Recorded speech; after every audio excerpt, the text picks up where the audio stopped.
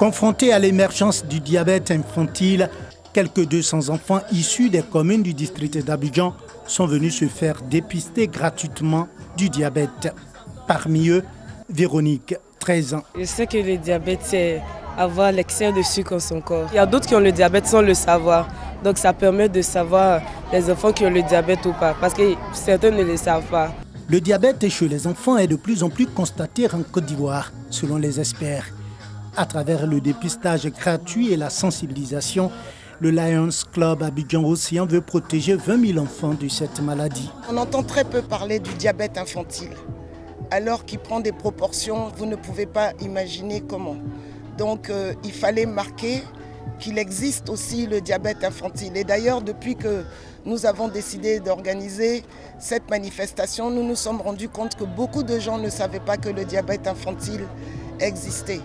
Et cette manifestation permettra de prendre en charge les enfants qui seront dépistés positifs aujourd'hui, auront un suivi médical et un traitement. Encore mal maîtrisé, les autorités sanitaires redoublent d'efforts pour contrôler le diabète infantile. Jusqu'à ce jour, vous savez que nous ne connaissons pas la situation réelle du diabète infantile en Côte d'Ivoire. On n'a pas de registre pour le diabète de l'enfant.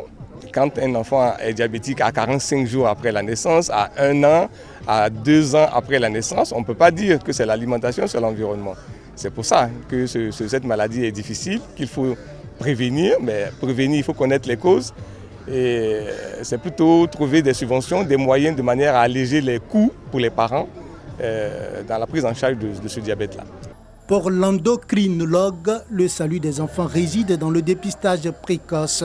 Surtout que leur prise en charge en Côte d'Ivoire reste gratuite jusqu'en 2020. Il faut être en alerte dès l'instant où un enfant se met à faire beaucoup pipi au lit. Il faut chercher à vérifier le taux de sucre, la glycémie la glycémie. Quand un enfant commence à trop maigrir sans qu'on comprenne ce qui se passe, quand il mange beaucoup sans qu'on comprenne ce qui se passe, qu'il maigrit alors qu'il mange beaucoup, il faut chercher à vérifier sa glycémie. Quand un enfant a toujours des boutons, des furoncles, des plaies qui ne guérissent pas, il faut vérifier sa glycémie. Voilà. Mais sinon, l'origine, on ne sait pas l'origine de la maladie. Tout se détermine un peu dans le ventre de la maman. Le diabète est une maladie liée à une perturbation d'une hormone appelée insuline, qui aura pour conséquence une augmentation du taux de sucre. En Côte d'Ivoire, plus de 2,3% de la population est touchée par le diabète. Plus de 5 000 décès sont liés à cette maladie chaque année. Pour le Lions Club Abidjan-Océan et ses partenaires, le sport, sous toutes ses formes, est une arme efficace contre les ravages du diabète.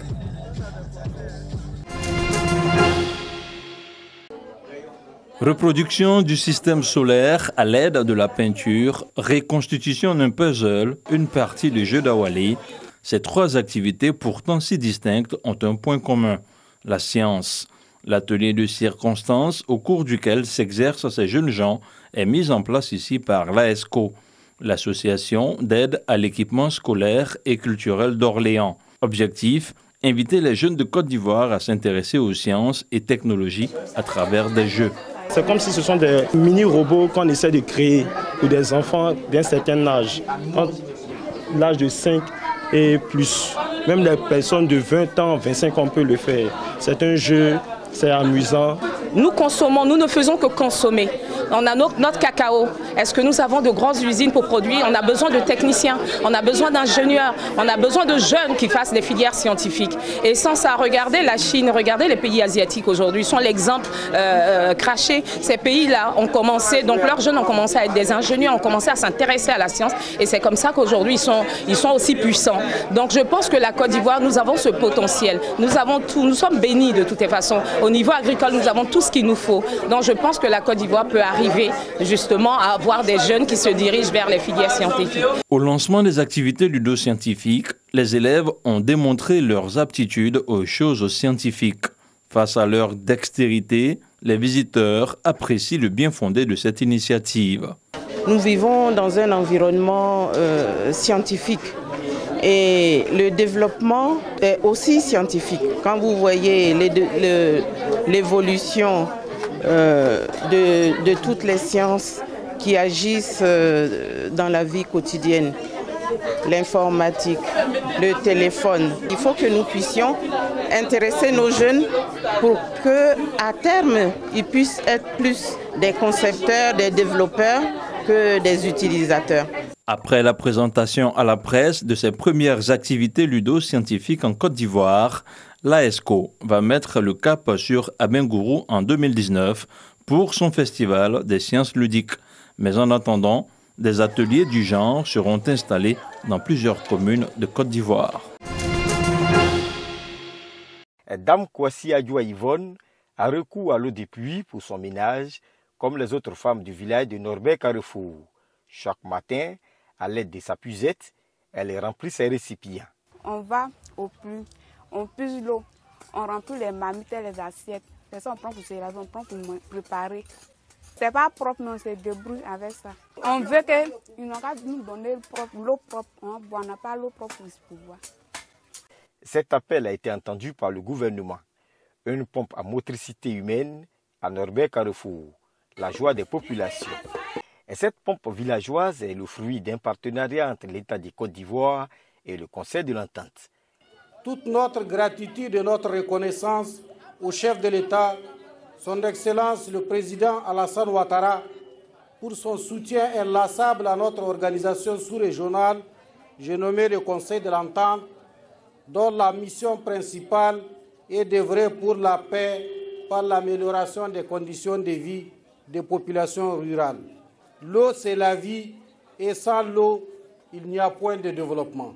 Le ministre de l'Hydraulique, en inaugurant cette pompe, a fait cette annonce.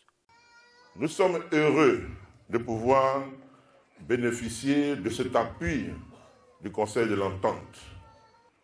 Autour du programme Eau pour tous, il est prévu l'entretien et la maintenance de l'ensemble des pompes à motricité humaine sur toute l'étendue du territoire.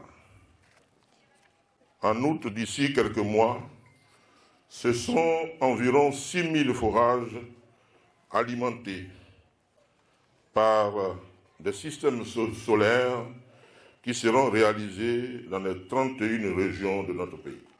Ce sont au total 15 pompes villageoises dans 3 départements, Abouasso, Dabakala et Meyagui, qui sont remises à la Côte d'Ivoire par le Conseil de l'Entente dans le cadre du programme pilote d'hydraulique villageoise du Conseil de l'Entente. Autorités locales, cadres, guides religieux et société civile de Bouaké, tous autour d'une même table. Ce rassemblement réaffirme leur attachement aux valeurs de paix, cohésion sociale, entente, unité et réconciliation des fils de Bouaké.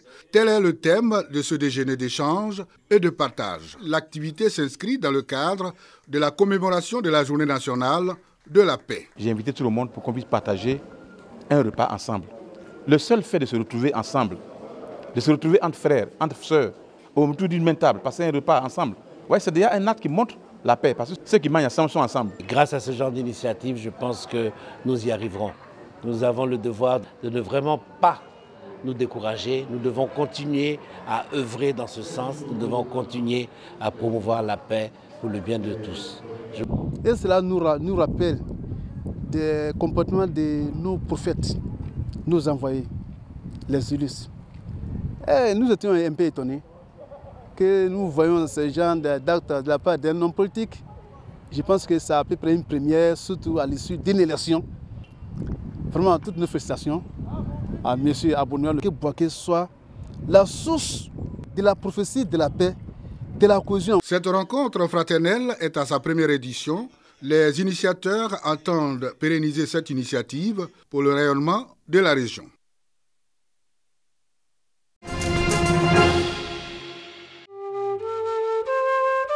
Une tradition séculaire en voie de disparition. Le budexi. L'art taïwanais des marionnettes est né au 19e siècle et fut longtemps très populaire. Nous vivons dans une société de consommation. Tout le monde est occupé à gagner de l'argent. Les gens n'ont plus le temps pour les spectacles de marionnettes. Aussi, les gens craignent le bruit, ils veulent la paix et surtout le calme. À 81 ans, Chen Ziyang se bat pour que son art survive.